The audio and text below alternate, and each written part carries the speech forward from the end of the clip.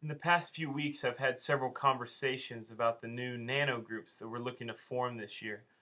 In case you missed last night's meeting or happen to be fuzzy as to what our expectations are or what it is that we're really trying to do when it comes to these groups, I thought that I would try to clarify and to make sure that we're all on the same page. Once your groups have been established here in a couple of weeks, we're asking that you, along with the other leaders of this small group, assign each student to a leader in that group. For example, let's say Chris Atkinson and Danny Curry are going to be leading a group of sophomore boys.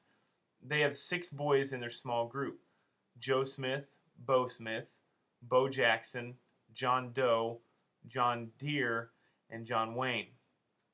Now, Joe, Bo are all in Danny's Nano group, while first, second, and third John are in Chris's Nano group.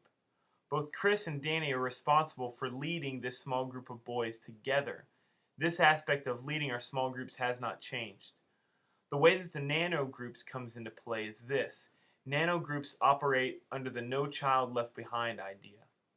As we said, Danny and Chris are responsible for all of these boys, but specifically Danny has 3 students that he's going to keep tabs on, and Chris has 3 students that he's going to keep tabs on. If Bo Smith hasn't shown up for 4 weeks, we know that we can call Danny and ask, hey, what's up with Bo? We haven't seen him in 4 weeks. Because Danny operates under the No Child Left Behind idea, he's been keeping up with Bo. Danny checks in with him, and he knows that he hasn't been coming to group because Bo has some family issues going on. Danny has prayed for him, and Bo knows that Danny is there if he needs him. We don't want any of our students to slip through the cracks, and thus the reason for implementing these Nano groups. Our expectation for our youth coaches is that they would be responsible for keeping tabs on 2 to 3 students in their small group in order that we can best know where they're at and how that we can help them. Because we believe so strongly in this, we've purchased for all of our youth coaches a copy of the book, The Be With Factor, Mentoring Students in Everyday Life. We believe that the book has a lot of good teaching and can help us as we try to implement these Nano groups. But hear me on this.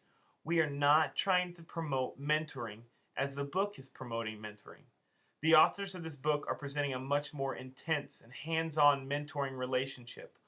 While we are not looking to copy exactly what the authors of this book are trying to present, we do believe that there's many great teaching points that we can get out of this book.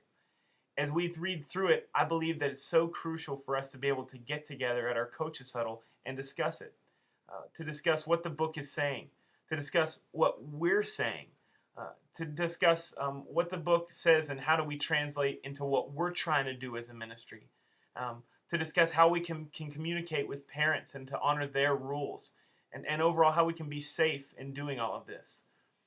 Having said all of that, as you develop a relationship with your students in your small group and specifically in your Nano groups, you're going to have the opportunity to move beyond keeping tabs with them or a phone call or speaking with them on Sunday morning at church.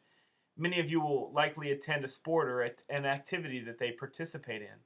You might even invite them to grab a bite to eat with your family sometime. These are wonderful things, but we know that not every student is ready or wants that, and that not every youth coach is ready for that either. Our bare minimum expectation when it comes to these Nano groups is that our youth coaches keep tabs on the students in their Nano groups. We want them to care and to pray for these 2 to 3 students. We want our leaders to keep tabs on where they are and what's going on in their life. The bottom line is this. I don't want any student who's involved in a small group to ever be able to say, I stopped coming and no one even really cared, or no one even knew that I was gone.